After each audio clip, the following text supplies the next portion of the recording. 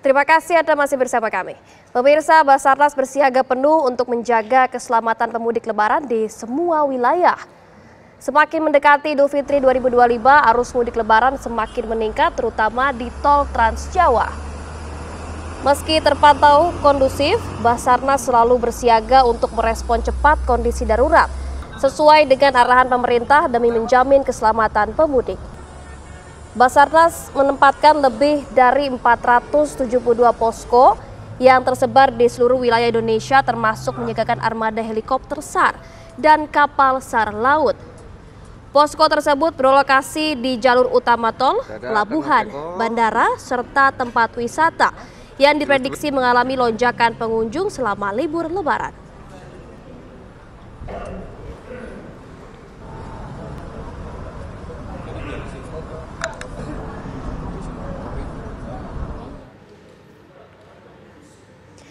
Ya pemirsa, Basarnas dituntut selalu siaga dalam kondisi apapun. Lalu bagaimana kesiapsiagaan Basarnas dalam menghadapi potensi kondisi darurat saat musim arus mudik Lebaran? Untuk membahasnya telah hadir bersama kami Kepala Basarnas Mas Kalmadia TNI Bapak Muhammad Syafi'i. Assalamualaikum Bapak, selamat siang. Waalaikumsalam warahmatullahi wabarakatuh. Terima kasih di tengah kesibukannya sudah menyempatkan waktu untuk datang ke studio TV One. Ya. Bapak, ini mungkin bisa digambarkan bagaimana kesiapan maupun kesigapan dari Basarnas, amit-amit nih Pak, nauzubillah min zalik, terjadi kondisi di darurat pada musim pemudik ini baik itu darat, laut maupun udara. Bagaimana Bapak? Iya, terima kasih pemirsa TV One. Sebelumnya mungkin saya ingin sedikit menyampaikan bahwa sesuai amanat Undang-Undang Nomor 29 Tahun 2004 bahwa Basarnas merupakan lembaga pemerintahan non-kementerian yang melaksanakan tugas pemerintahan dalam bidang search and rescue. Artinya apa? Bahwa Basarnas ini memiliki tanggung jawab melindungi segenap bangsa mulai dari bencana, kemudian kecelakaan, bahkan mungkin potensi-potensi yang bisa membahayakan manusia, seperti misalkan di tempat rekreasi. Bencana itu sendiri sebenarnya ada dua, bisa bencana karena geologi dan juga bencana karena hidrometeorologi. Begitu juga kecelakaan transportasi bisa di darat, laut, udara. Dan mungkin masih banyak kejadian-kejadian yang sebenarnya mengancam jiwa manusia. Mungkin itu. Kemudian kaitannya dengan apabila terjadi keadaan darurat, tentunya informasi yang pertama kali yang kita dapat itulah yang menjadi faktor yang terpenting. Karena sebenarnya informasi yang cepat itulah yang kita harapkan. Dengan call yang kita miliki di 115 itu menjadi dasar pertama.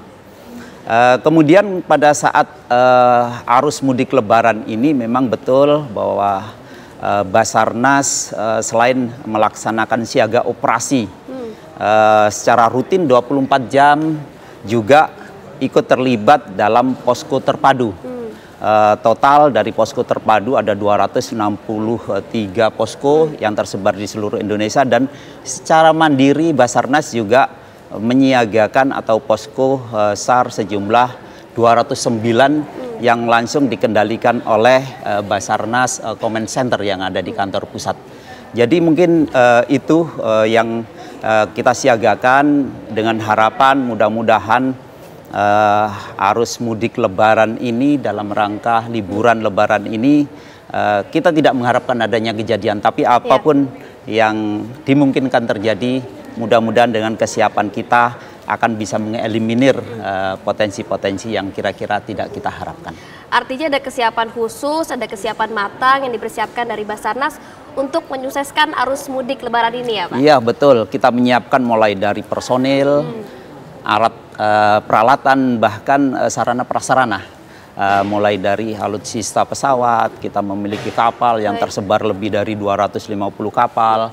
Dan juga personil-personil baik itu dari, kita memiliki Basarnas Special Group yang kita standby-kan setiap saat di pusat.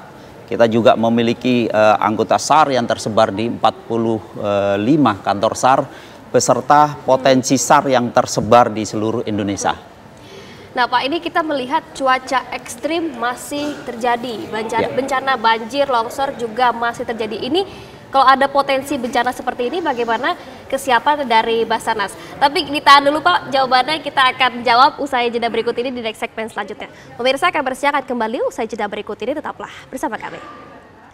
Terima kasih Anda masih bersama kami. Pemirsa, kita akan kembali berdiskusi dengan Kepala Basarnas, Bapak Marskal Madya TNI Muhammad Syafi'i. Bapak, ini tadi pertanyaan kita gantung mengenai cuaca ekstrim masih ada terjadi di beberapa wilayah, banjir, longsor. Ini bagaimana kesiapan dari Basarnas untuk menyelamatkan masyarakat, terutama untuk para pemudik ini Pak? Terima kasih. Dalam rangka mengantisipasi terjadinya kondisi darurat, bahwa aslinya Basarnas ini sebenarnya sudah memiliki rencana kontingensi di masing-masing wilayah, di mana tentunya dari kantor-kantor SAR yang ada tersebar di seluruh Indonesia ini ada yang potensinya memang ancamannya di air dan juga ada yang ada di daratan maupun yang ada di pegunungan. Jadi potensi itulah sebenarnya yang menjadi dasar pertama. Kemudian yang kedua, kita punya kerjasama yang baik dengan BMKG. Biasanya ancaman bencana itu pasti sudah diberikan informasi awal dari BMKG, sehingga kita dari situ kita sudah mulai alert terkait dengan mungkin angin, kemudian ada hujan yang deras, misalkan seperti itu.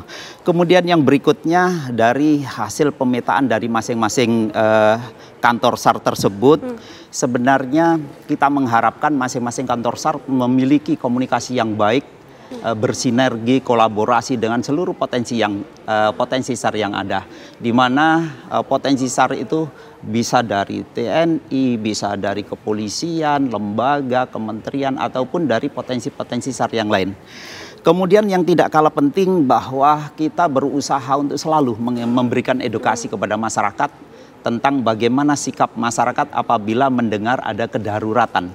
Karena itu tadi, kedaruratan itu bisa terjadi karena potensi ancaman gempa, kemudian karena adanya kecelakaan transportasi darat, laut, udara, ataupun faktor-faktor lain yang bisa membahayakan manusia. Contoh sekarang arus mudik, tentunya liburan ini sangat dimanfaatkan oleh masyarakat, liburan ke tempat wisata. Dan disitulah sering terjadi kelengahan dari masyarakat, sehingga membahayakan dari mereka sendiri, dan itu yang harus kita berikan edukasi. Dan mereka harus tahu pada saat terjadi kedaruratan, kalau kepingin langsung telepon kepada kita di nomor telepon 115 tersebut. Artinya ini di setiap titik di wilayah Indonesia memang sudah disiapkan jika memang ada terjadinya potensi keadaan darurat seperti itu ya Pak? Iya, dan itu memang siaga Basarnas di 24 jam dimanapun dan kapanpun. Nah ini kita lihat Pak, video-video yang beredar bagaimana Basarnas dalam melakukan proses penyelamatan terhadap korban banjir, korban longsor. Ini sebenarnya kendalanya apa sih Pak di lapangan pada saat melakukan evakuasi pada korban-korban ataupun yang terdampak bencana banjir maupun longsor itu? Iya, tadi saya bilang bahwa potensi bencana bisa di darat, bisa di laut. Tentunya memiliki potensi kesulitan tersendiri. Seperti misalkan di darat, kalau misalkan terjadinya akibat hujan, kemudian ada longsor, yang pasti kita sering menghadapi wilayah letak geografis kita di mana tempat longsor itu sulit dijangkau. Kemudian tempat yang longsor itu sendiri kadang-kadang sangat labil, sehingga kemampuan kita untuk menyentuh di titik itu juga perlu kehati-hatian. Sehingga kita memiliki fasilitas seperti drone itu yang kita manfaatkan untuk memantau atau melaksanakan pencarian. Kemudian juga kadang-kadang kita membutuhkan alat berat yang sebenarnya sulit untuk mendekat. Karena longsor itu pada dasarnya sering tipenya itu ketebalannya itu yang sebenarnya nggak bisa dilakukan secara perorangan dengan alat yang dibekali diri. Jadi dan itu kadang-kadang menjadi kendala tersendiri. Kita butuh kerjasama dengan pemerintah daerah untuk mendatangkan alat tersebut, dan ternyata untuk menuju ke sana jalur itu juga menjadi kesulitan tersendiri. Begitu juga pada saat proses pelaksanaan pertolongan tersebut, andai saja misalkan curah hujan itu masih terus berlangsung, yang kita takutkan adalah ada longsor susulan misalkan seperti itu. Itu yang sering terjadi. Kemudian sering kita dihadapkan pada saat kita di suatu lokasi bencana, signal. Ya. Pada saat komunikasi kita tidak bisa berjalan dengan baik, akhirnya harus menggunakan caraka dengan pakai motor trail atau apa. Jadi, sehingga butuh waktu lagi. Kemudian kalau misalkan kadang-kadang gempa itu kalau terjadi di suatu titik di mana di situ keluarga, kita bisa langsung mendata. Tapi kalau itu tempatnya di tempat umum, kadang-kadang kita kesulitan mendata siapa yang terkena bencana, dan jumlah korbannya berapa, itu yang menjadi kesulitan-kesulitan sendiri. Begitu juga kalau kita misalkan di wilayah laut, tentunya tantangannya juga beda, mulai dari misalkan cuaca, ombak, atau mungkin kedalaman yang pada saat itu tidak mampu terjangkau oleh sarana prasarana atau alutsista kita, sehingga kadang-kadang kita sampai melibatkan luar negeri untuk menghadirkan membantu kita. Mungkin seperti itu tantangan atau kesulitan yang dihadapi. Luar biasa sekali. Terima kasih Bapak Syafi'i. Ini kita bisa melihat bagaimana Basarnas sudah siap mensukseskan kondisi mudik masyarakat yang melakukan mudik di era Lebaran kali ini. Ya, Insya Allah. Sekali lagi Bapak, terima kasih waktunya dan informasinya. Semoga mudik kali ini berjalan dengan lancar. Amin, amin. Itu harapan kita bersama. Ya pemirsa, kabar sehat kembali usai jeda berikut ini dan tentunya menghadirkan informasi-informasi menarik lainnya. Tetaplah bersama kami.